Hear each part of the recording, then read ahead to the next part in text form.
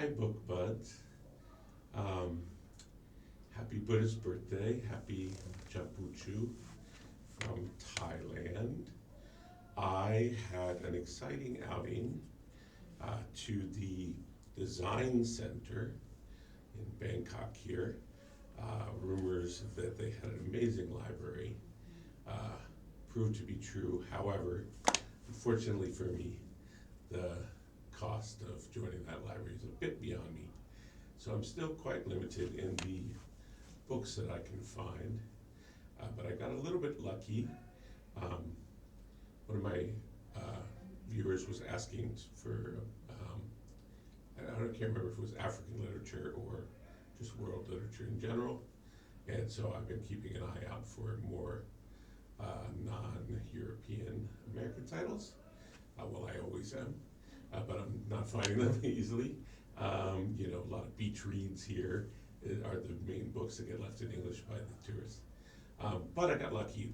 There was near the Design Center a French cafe, Balzac Cafe. Check them out if you are in Bangkok. And they had books for sale, and in the 99 baht box, I found a book by Chimanander Ngozi Adichie called Notes sur le chagrin, or Notes on Grief, I'm going to say probably.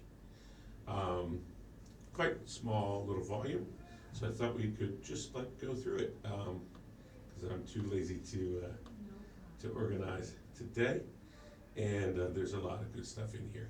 So it might take a little bit longer, but I think it'll be fun. There's a lot to talk about. I really enjoyed the book. It's non-fiction. It's written on the death of her father. I was put in mind of a quote by, pretty sure it's by Saint-Exupéry, who wrote The Little Prince. He was, a pilot over the Sahara, and he said something to the effect of, every elder who dies is a library that burns. Let's look at what's lost with the passing of Chimananda's father. She would hate my use of the word passing there, as we shall see. All right. So it begins with Zoom. So it's taking place in the time of COVID. They're separated. She's States, I believe, and he is back in Nigeria, where they're from. He's not good at the old Zoom, so he's always got his forehead in his frame or something. So that's how we meet him. It's a nice little image there. But I thought that was quite interesting in terms of what do we think about that in terms of a framing device? How our experience of people is mediated today through this screen. You're not meeting the real Dan, and I'm definitely not meeting you at all. How does that affect families? How does that affect writing? What we're doing right now? Lots to talk about there.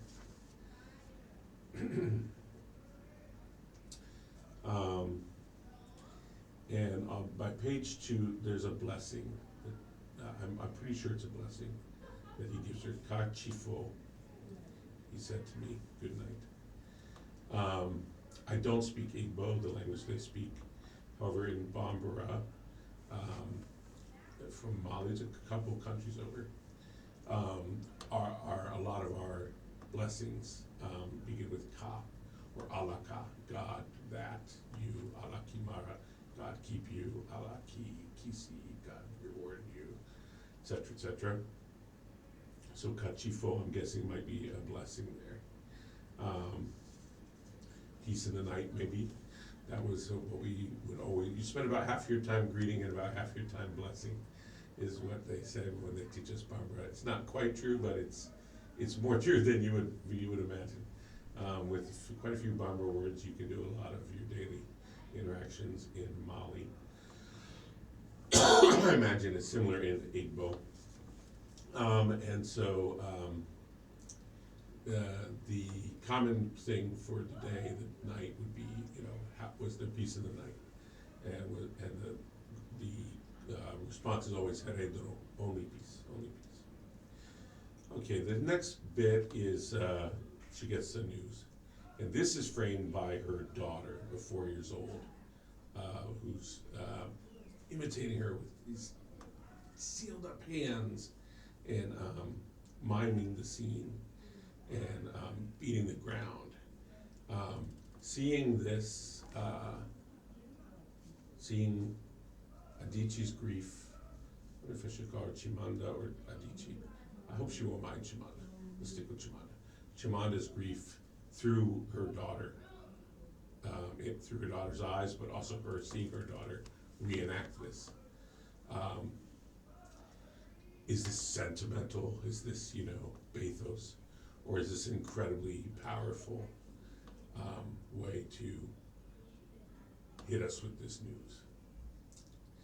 It says, in the French, it says, Je suis arraché au monde. I'm like torn from the world. And then it's the effect of a déracinement, brutal unrooting or derooting, so just torn up by the roots. Is roots here, does it have an extra significance being, when we talk about an African culture? Then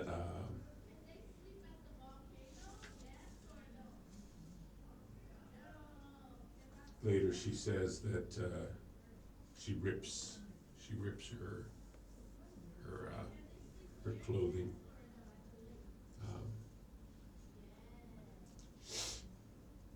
Her brother is Oki. There's a lot of brothers and sisters that come in and out. Speaks of her crying as like a liquefaction. She talks about how physical the heart pain is, not just like metaphoric. Literally, as the kids would say today, right? She, her heart, that muscle, not the fancy, Valentine, but that muscle of your fist. That's how she feels it.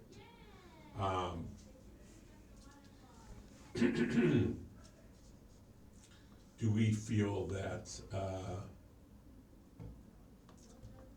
this depiction of grief, this is chapter 3, each chapter is just a couple pages, very short. Do we feel that this depiction of grief is drawing us in to her, I hate to say her character, drawing us into the author's experience? Or do we feel like we're being confronted with a scene? I think you're going to be able to guess my answer to a lot of these questions, but I'm very impressed by the work. They give a great detail here of the father. So he comes and visits them in the States, and I believe he had also studied in Berkeley. He's a premier statistician in his country, and in Nigeria, and he had studied in Berkeley as well. And I believe two of the sisters were born in Berkeley, but they spoke to them in Igbo. It was very important to them that their children speak Igbo. And then by the time Chimananda is born, they're back in Nigeria, so she's born there. Anyway, so it's one of the things the father finds odd is the daughter's leaves on she likes to listen to NPR. She leaves on the radio, I guess, when she's not in the room or something. And he thinks this is wasteful. Now here's my thing about this, why I think it's worth mentioning. Tell me if I'm reading this into this, but I feel like many fathers would say this about leaving the lights on or whatever, the water running while you brush your teeth. Why I think it's especially insignificant about the radio though is I'm thinking maybe the father's bothered by not just uh, the electricity, the wasted electricity. I think that he thinks it's a waste of the voice, of the word, coming out into this empty space. Um, am I crazy? Am I putting that on? I sometimes have a slightly romanticized experience of Africa because at my time in Peace Corps in Mali was such a wonderful time in my life. But I feel like that would bother him, that waste of the word. Tell me if you think I'm crazy. All right. Let's talk about different parts of the routine. Grenadine juice, which is what do you call that? Dabrini. Hibiscus. I think it's a hibiscus flower drink.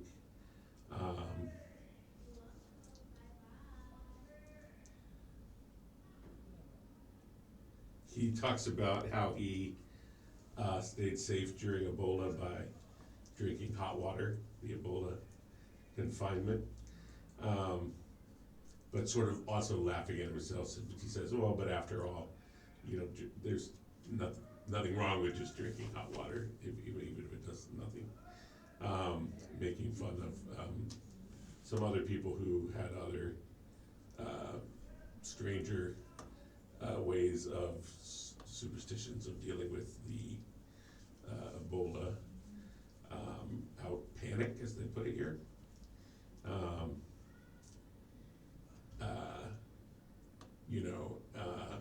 We're not picking on Africans here. Let's be clear. Some of the things that Americans thought they should or shouldn't do during COVID certainly shows us that all humans are susceptible to some strange superstitions. Okay, and then here's this lovely bit. She says, she asks him how he's doing. She's very, he is in poor health, but they're very surprised when he dies. Definitely not expected. Anyway, so she asks how he is, and he says, as always, in Weron Mskobu Cha-Cha. Forgive my Igbo, I don't speak Igbo. But I'm gonna make a guess of what I think this means. In Bambara, when someone was sick, you would bless them, right? Kanogoeke, God, ala Kanogoeke, may God make you better. And then also, you would always ask Akausa wa, are you better? And the answer was always, Akausa, better. I suppose if you were like on your deathbed, you might say, Akausa doni a little bit. No, but the answer had to be Akausa. So I'm just guessing maybe the Igbo. Any of you speak Igbo, let me know if I'm making that up as well. Maybe how he answered her there. And what do we think of this role of blessings and formulas, greetings? Not just in African cultures, I think in a lot of traditional cultures. Is this charming and the mature way to be as humans dealing with each other, or is it sort of empty form and erodes personal freedoms or whatever? I don't know, the criticisms that might be. All right. So she's getting all these, so father's passed away, she's getting all these messages. She sees them through a fog. Whose father? Whose father? Couldn't be hers.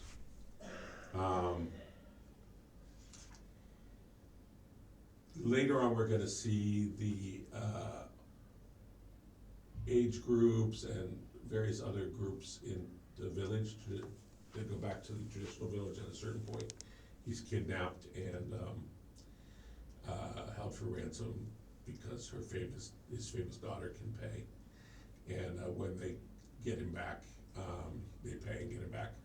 He wants to move back to his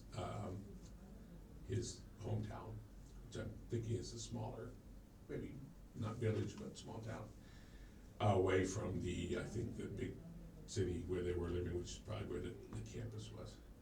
Um, anyway, and so at a certain point, they're trying to organize the funeral, so they're having to deal with all these village entities.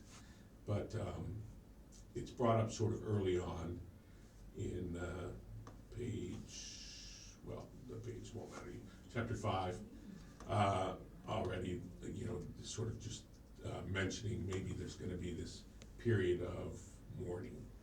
I know in Mali is Islamic. There was a very strict, long period of mourning for certainly for the widow. And I don't know how that also applied to children, but basically the widow would be kept inside, which you're never inside, you're always out and about. Kept inside, and people would have to bring you your food or whatever, but you really wouldn't see anybody outside of the immediate family, and it's like for 40 days or a pretty long time. I don't know if that's the case there, although I think later on it says that the widow has to shave her head, which I think Chimananda is sort of less sympathetic towards some of these traditions, but the mother, her mother says, no, she's gonna do everything that he would have wanted to keep those traditional forms, so she's gonna do it. All right.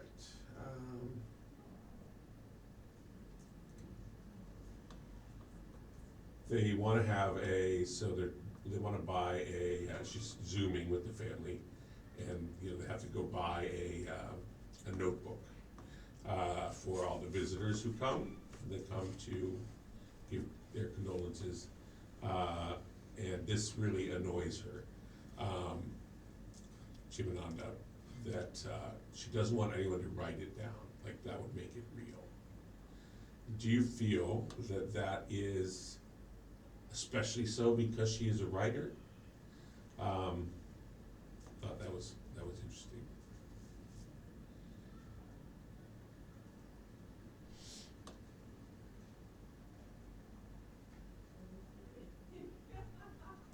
Je demeure stupéfaite, incrédule, que le facteur passe comme d'habitude, que des gens m'invitent à parler à tel ou tel endroit, que des alertes d'information surgissent régulièrement sur l'écran de mon téléphone. She's also annoyed, I think, would be the way to say, by her, phone keeps beeping at her all these messages. All right.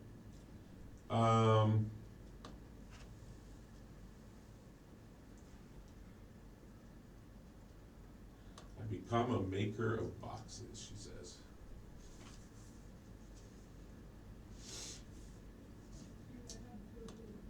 So a lot of things have to be done when someone dies, and she's the one in her family who is probably the most resistant to doing all of these things. She was a bit of a daddy's girl, and also she is isolated. She is off in the States. She's far from everyone. She says she feels like concussed. Oh no, I'm sorry, she did get concussed, that's true. She fell and got this concussion, and she's very sensitive to light and noise. And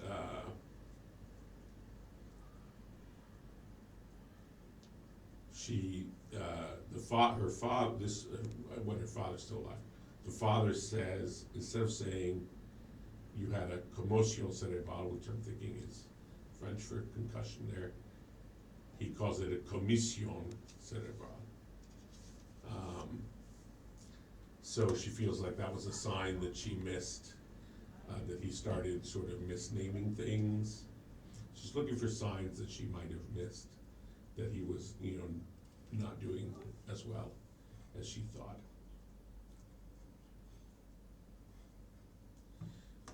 in the end, he dies of what they call insuffisance renale, a kidney infection.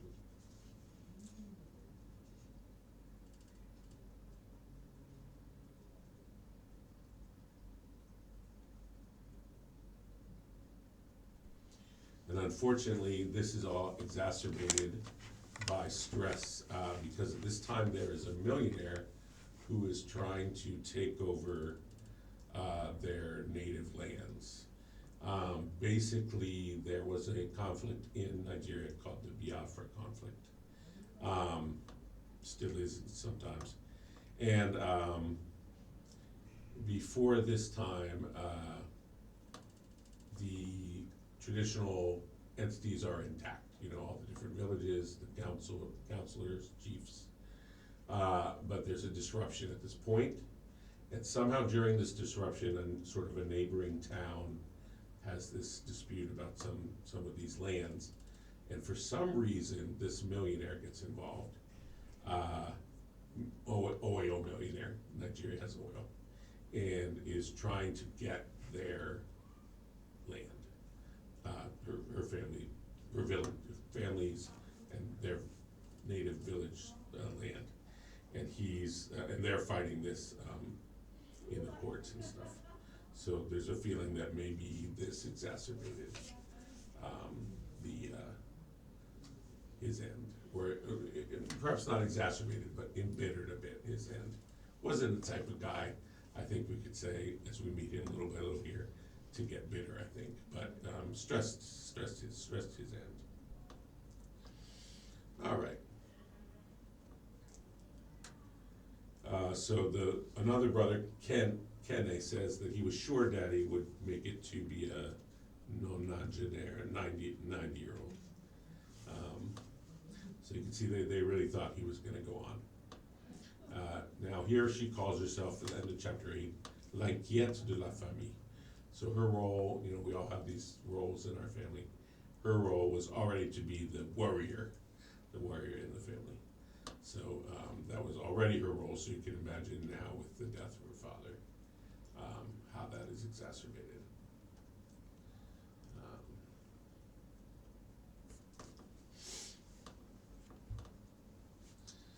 Now my folie va se mettre à nu. She says, now my madness will really be naked, or unveiled, I guess. All right, Oki, her brother Oki, I think he's the oldest. He seems to be dealing with a lot of the logistics. Sends a video of an older woman who comes to their family home, to the door, crying. And then she thinks to herself, oh, I have to ask Dad who that is that's crying. You know, revealing to herself, you know, obviously she can't ask Dad anymore who that is. Is this detail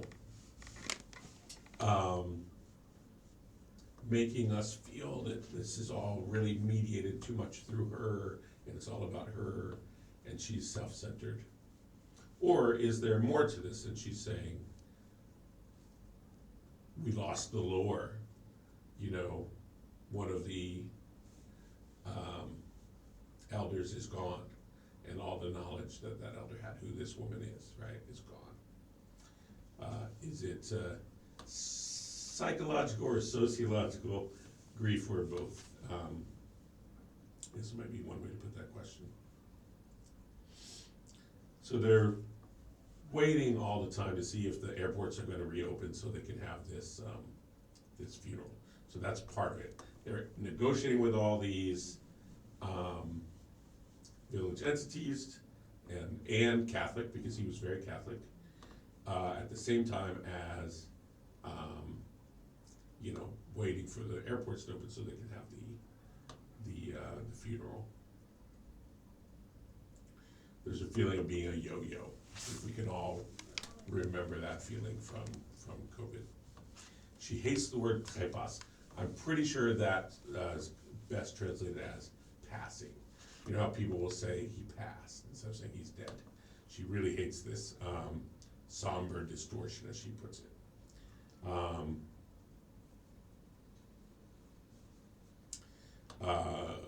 She's looking at videos of him. She's looking at, you know, his bedroom, all the things in there, the Sudoku that he got addicted to in his later years. Someone called it a game, and he said it's not a game. He's a lovely man, but I don't think overly serious. I think he's a serious man who is always ready to drop his seriousness in his interactions with people. I hope we'll have a good example for that later on. If you read this, how do you feel his personality is depicted throughout the book? Do you find that she gives, you know, sort of just here and there, every few chapters, another tidbit about him? Do you feel that we're really getting to know a living person who's not living anymore? Or do you feel like we're being given a perhaps romanticized version of somebody?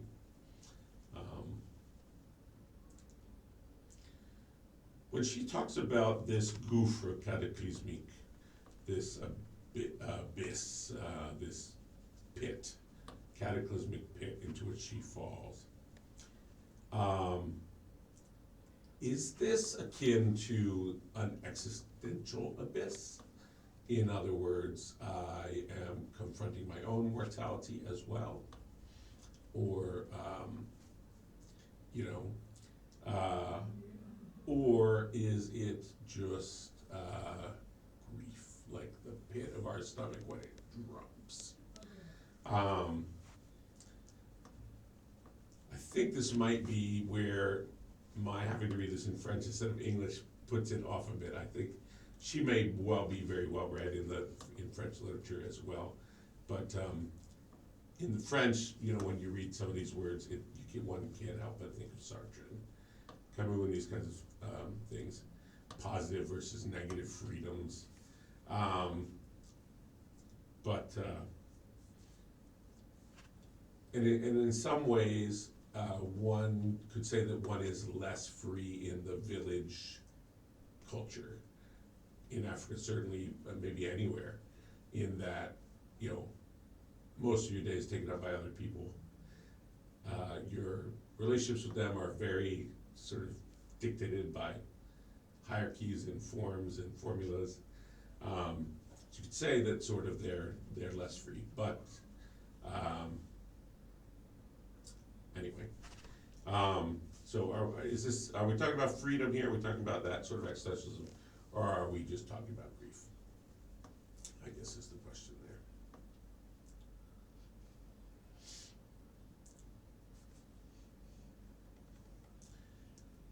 Now in Igbo, so here and there she gives some Igbo. I would say in the whole book, maybe 10, 12 phrases.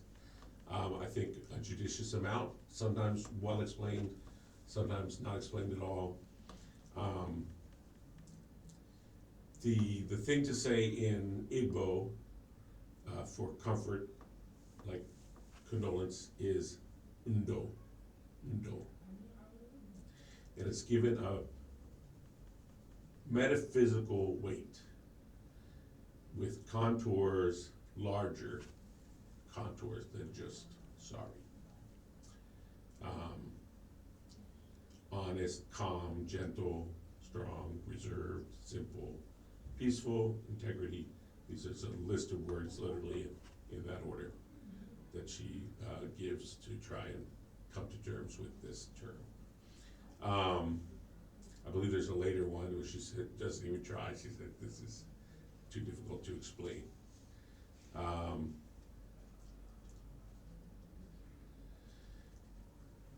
I think that they had servants. Yes, maybe this was a driver, maybe. Ayogu. Incidentally, when he was kidnapped, the driver was in on that. So really sad. But then, anyway, this servant Ayogu said comes in at this point to say that he was the only boss who never gave him any troubles.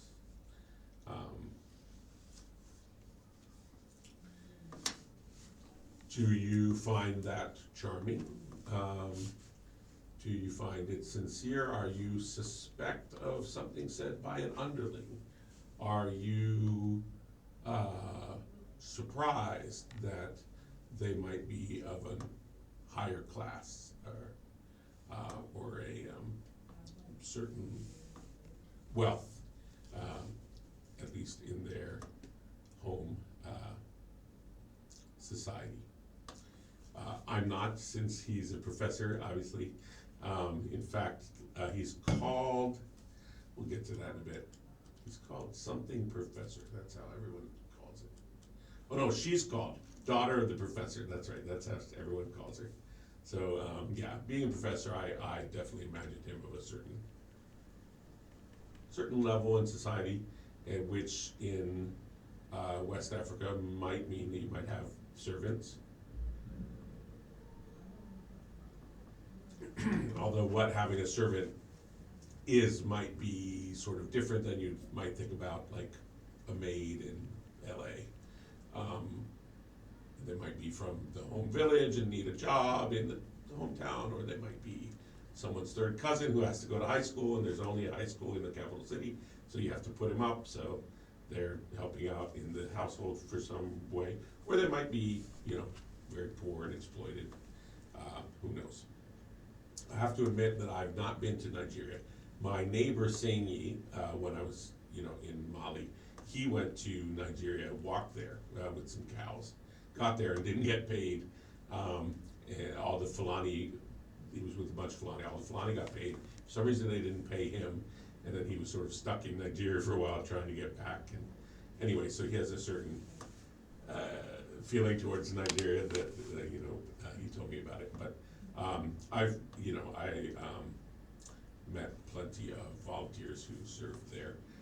We sort of move around a bit in West Africa when we're in Peace Corps visiting other countries, and many of them come to Mali and they tell us about their host countries. All right, so moving back to the grief is not vaporous. It has body. It's oppressing. It's an opaque thing. Its weight is heaviest in the morning. Heart of lead. One gets the feeling of sort of samsara, like you're waking up, each day. Oh, here I am again. Maybe exacerbated by there's this moment of forgetting. This is not in this scene, but later on she sort of have these moments when she forgets, and then she remembers, oh, he's dead. And that's, she finds that especially painful and cruel. She talks a little bit about the façon africaine, the African way of performing one's grief, which is not to say the grief is not real, but there's it's exteriorized or performative. What do we think of that? What is meant by that? Let me just keep some of these questions simpler and move at a slightly quicker pace because it's going to be a long video. All right, so can one be possessive of pain? That's a question straight from her. Can one be possessive of pain? And she has at one point a strong vision of him, a presence. She also uses the word hallucination. I call my father by his surname. Is it this calling that conjures? What do we think of that scene? All right, let's jump through some of this a little faster. she's haunted by various things. The winter clothes that she has for when her parents come to visit her in Connecticut, I think she is. One's in Connecticut, one's in Maryland. Yeah, she's maybe not the only child who's living abroad. Anyway, he stacks these rocks almost like a cairn. Is this some sort of prelude, or what do they call those? Foreshadowing? He loves to stack these rocks, very, very strange. I'm put in mind of when I was leaving Senegal. Years later, my wife was in Peace Corps in Senegal. I was leaving Senegal to go live in the Republic of Georgia. And my wife had gotten me a jacket, because of course I didn't have any clothes for the cold. And you know, everything was so emotional in the airport, and I went off and I forgot the jacket. And I noticed at a certain point and went back to the gate. She was so upset about this jacket, and so relieved when I reappeared that I was gonna have this jacket. And little did I know this was the last time I would see my wife. We got divorced in absentia, and I have not physically seen her again since. You can well imagine what this jacket, you know, feels like to me. And so when we have these, when we as readers have these pieces, you know, like the winter clothes here, the cairn, in that are devastating to, again, I'm not gonna call her a character, but you know, a person like Chimananda's having her experience, right, of these winter clothes. Is it her grief that we're feeling? We don't care about these winter clothes. I can't even picture them. I don't know what color they are, right? It's not about those clothes. Nor are they symbols. I suppose you could call them maybe an objective correlative, like T.S. Eliot might call them. Do we care about them? Does that trigger our own grief, and we're crying about our own jacket in the airport? Or are we truly entering into the book's scene, object, whatever it is, when you get these sort of devastating little tidbits that she gives, each of which anchors the grief, right? Because there are quite a few of them through the book. So the jacket, the winter clothes just made me think of my jacket, and this age-old debate that I have in my mind, like how much are the readers feeling their own feelings or feeling the characters' feelings? Or both, or it's an interesting phenomenon. All right, I think we're gonna probably wrap up. We're actually only about halfway through, but I underestimated how long it would take to go through this bit by bit, although I'm really having fun. Nani Ochi, he called me, grandmother. That reminds me of like Latinos when they, bye papi, they call their little kid daddy. He's stiff in the photos that they take of him.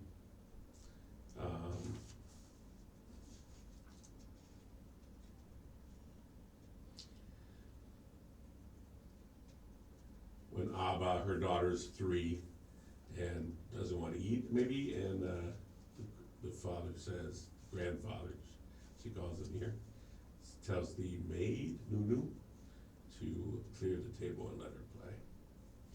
So you have these certain memories that stand out. This is a question bigger than this book. Who chooses these memories? Some of them we choose, some of them are significant, the jacket. But also, you know, I have certain moments, you know, of my marriage that are just like, why do I remember that afternoon? Or, you know, nothing particular happened. Maybe we played badminton 75,000 times, but I remember this one time. Why is that? Who selects those memories? It's very interesting.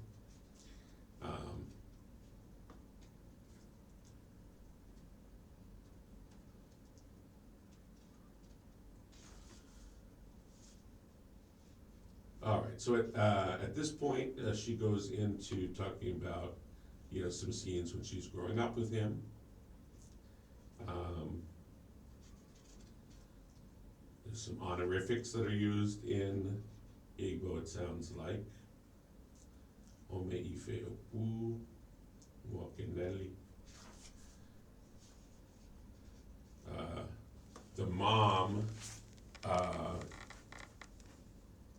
when she finds out that he's passed, she's devastated because she can't believe it because he would have told her. He would have told her he was passing. But when she left the hospital that day, he was in the hospital. He didn't tell her, oh, I'm gonna die. So she says, how can? I think this is pidgin, but it's presented as pidgin, not like inarticulateness. And I still find that so devastating. Not like how can it be, but how, just how.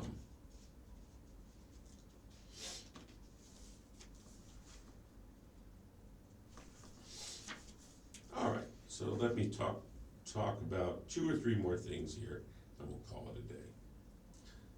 The archetype of her father. He is hyper punctual. He is ready to go to church way in advance, and his kids are not. So these chapters are about them, some scenes from them growing up. The social ladder is mentioned here at this point, the Catholicism.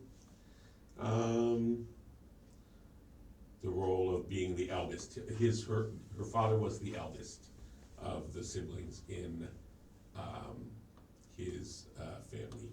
That is, I imagine, a very big thing in Igbo culture.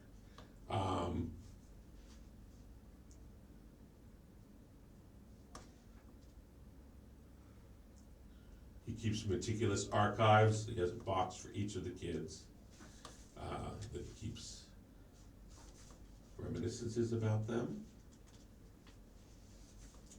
And then we talk a little bit about the 80s and the that oil millionaire and the Biafra conflict. There's a feeling that the father's a little bit naive, but it's the innocence of the just, she calls it, l'innocence des justes. People, like he can't believe, like cheating on exams as she says that cheating on exams in the Nigerian culture is just endemic. But he still every time sort of can't believe it. He just can't believe it. Even the surprise party, they throw him a surprise party, he's like hurt that they misled him, right, to set him up, that they lied or whatever, to set up the surprise. He's like, why? It's so sweet. All right. At this point, the daughter asks, Chimananda's daughter asks her, when's Grandpa going to wake up? Ouch. Oh. And she's crying all the time, and her daughter wants her to stop looking at the pictures because they make her cry.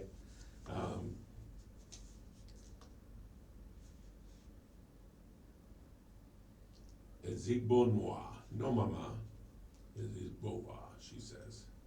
Good daughter, good child, good child. That's how grandfather called her daughter. All right. So the funeral eventually happens. Everything is set up with they get the approval. You have to get the approval of all these groups because this is the time to pay debts before the funeral. They sort of hold the funeral hostage. He doesn't have any debts because he's obviously a pretty meticulous person. But anyway, they just have to get the receipts from the age group, the counselors, the women's group, the village guard, and I think another one, Umwada, whatever group that was. And so they gather all that, and they got everything set with the church, and then airports don't open as expected.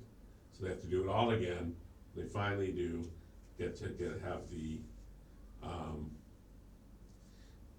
funeral.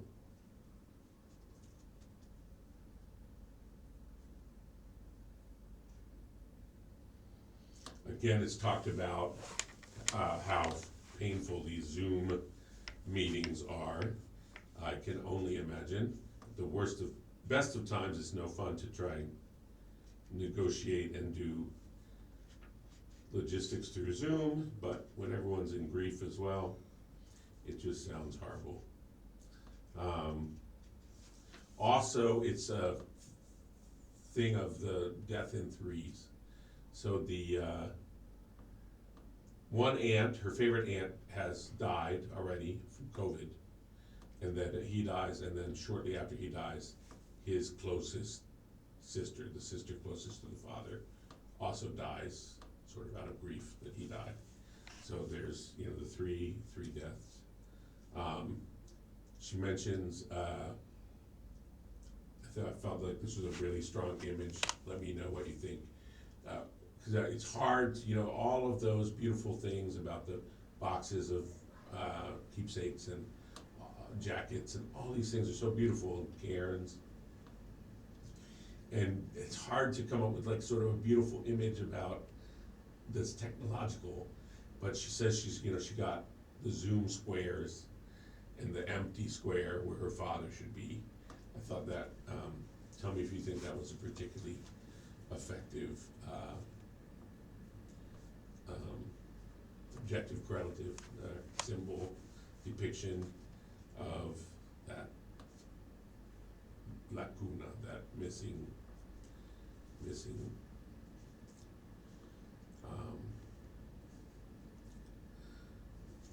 It is clear that Chimananda has a vexed relationship with, I would say, with not just Nigeria, but perhaps even with Igbo culture. Some of all of these shenanigans or mishigas, I don't know why, with the various village groups, she's sort of less sympathetic, especially her mother having to shave her head. She's not down with some of this stuff.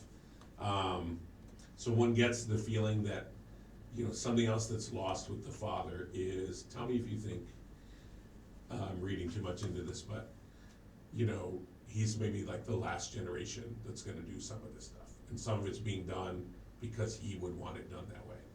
But is Chimananda gonna shave her head if, her husband, if she has a spouse die, or her daughter?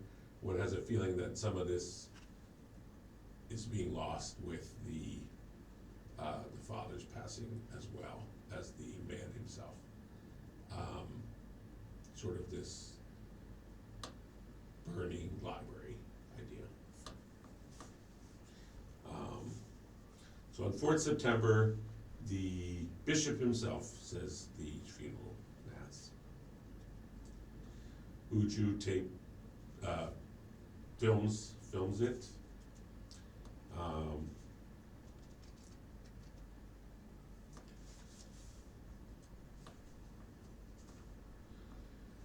Here's a bit of how she feels about Nigeria. As ever, Nigeria makes everything more difficult than necessary. This is the point at which she tells the whole kidnapping story. There's a bribing that has to happen because all the morgue is full of all the bodies from COVID, waiting for the country to open back up so everyone can have their funerals. So the brother has to continually keep going back to the morgue to give a little tip to the workers there, because apparently if you don't, the bodies are not in a good, kept well. So there's this horrible, all of that to deal with as well. And one can definitely feel her frustration towards Nigeria on that account. As well as just the being in limbo with COVID. And I imagine too, although she doesn't really dwell on that in this work, um, you might know her from like, well, I won't talk on that, but, you know, being, I feel, tell me if you have a different reaction if you read this. I feel there's not too much in this book about her being déracinée, uprooted, being exile, volunteer exile from her culture. Even though it's clear that they have continual video contact and she stays, you know, up to date with everybody. Nonetheless, she's, you know, an expat, I guess we could say.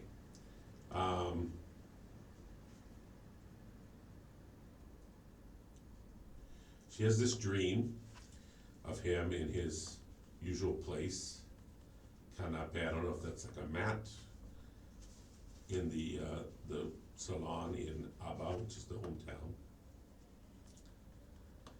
And, you know, the hospital was wrong. Her brother going back and forth to the board was mistaken with someone else, and he's still alive. And then this is where she gives that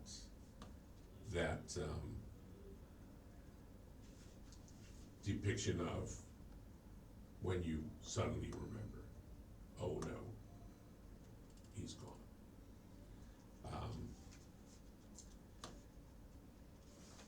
Like waking from a dream.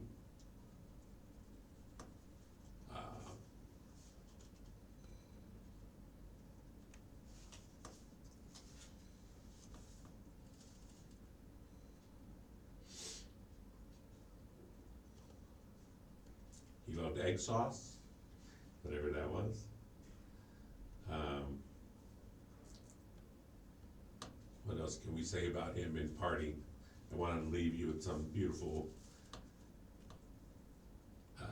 tidbit about this amazing man who we've spent 95 pages with.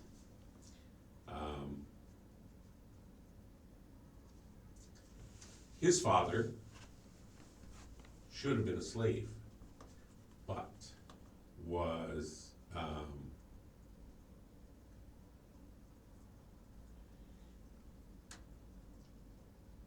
so they have a belief in an ogbu chi. Ogbu's tree, I believe. Chi is like soul, tree soul. And they thank the tree soul of her father's father.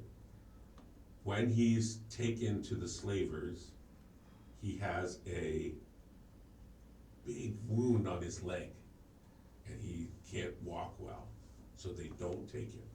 So he's saved from slavery by this wound. Reminds me of the old Chinese story where the kid breaks his leg on the horse, and so is the horse good luck or bad luck?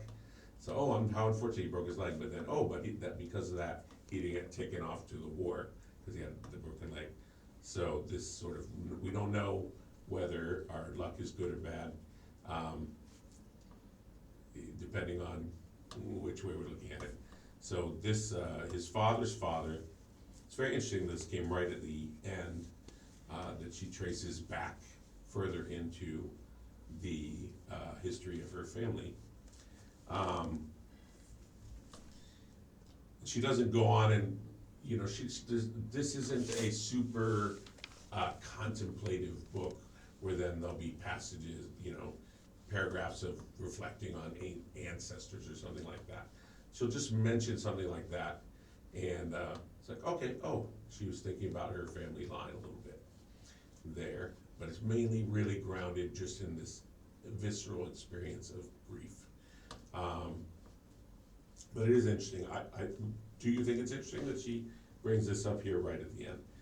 So that was her father's father.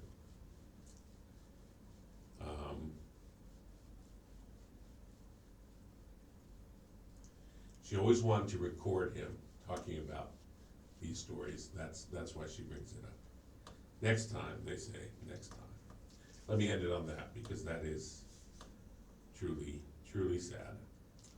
But luckily, she has a lot of memories, and she's put those down here. And her daughter and all of us will always be able to benefit from those. Why does the image of two red papillon, butterflies, on a t-shirt make me cry? She put her initials, J and A, and the Igbo words, Omekanaya I Oyelenia, daughter of her father.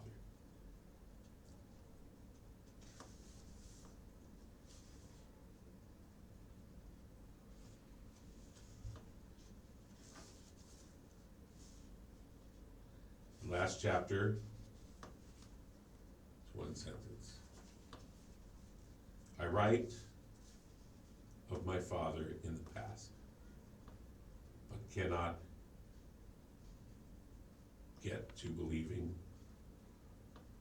that I write about my father in the past.